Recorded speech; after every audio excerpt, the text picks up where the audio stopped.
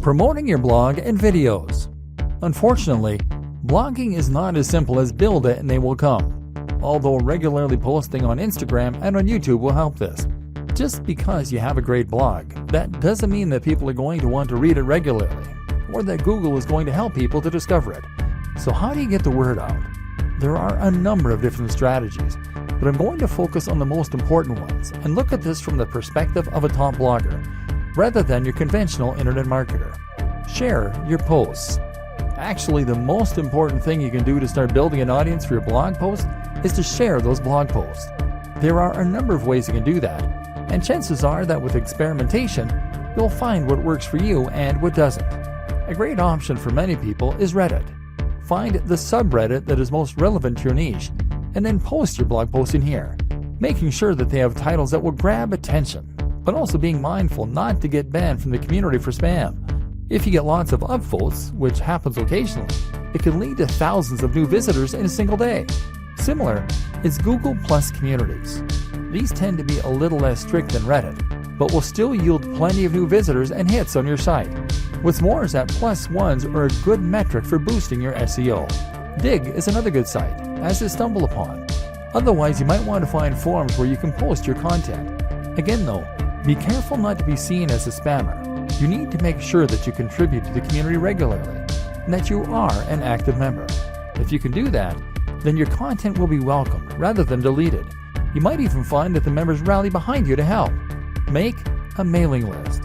Finally, make sure you have a mailing list. This is a way to make sure you are capturing the details of each new person that visits your site so that you can market to them later on.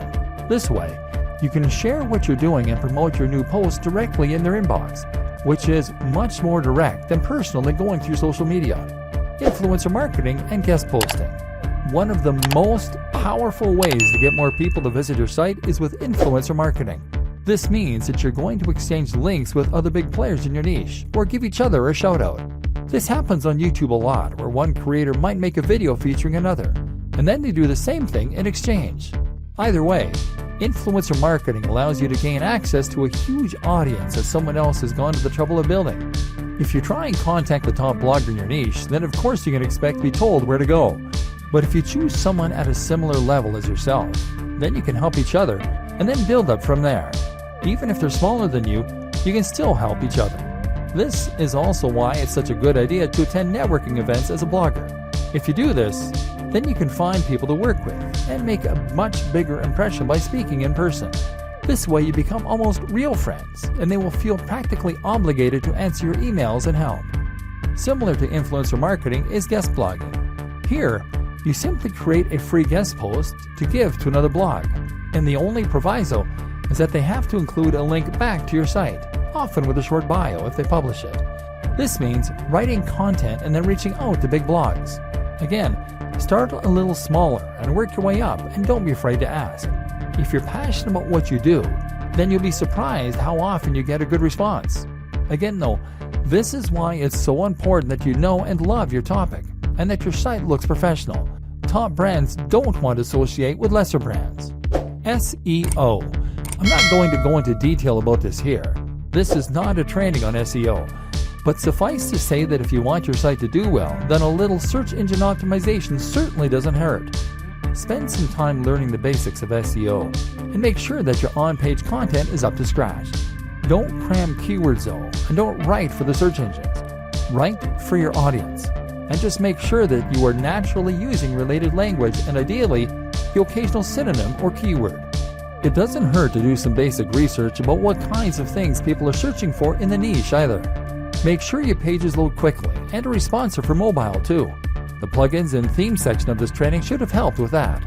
The most important part of SEO is to have a diverse and organic looking backlinks profile, and to get links from the biggest sites you can. Ideally, you want links from sites that Google trusts, and you can see this by looking at which sites Google features in its news section. If you can't get links from them, then get links from people that they have linked to. Think of this like a game of degrees of separation. Combine this with links that you acquire from people who want to share your content because it is of such high quality. This is why it's so important to write for people and not bots. Nothing beats real links from real people. One last tip.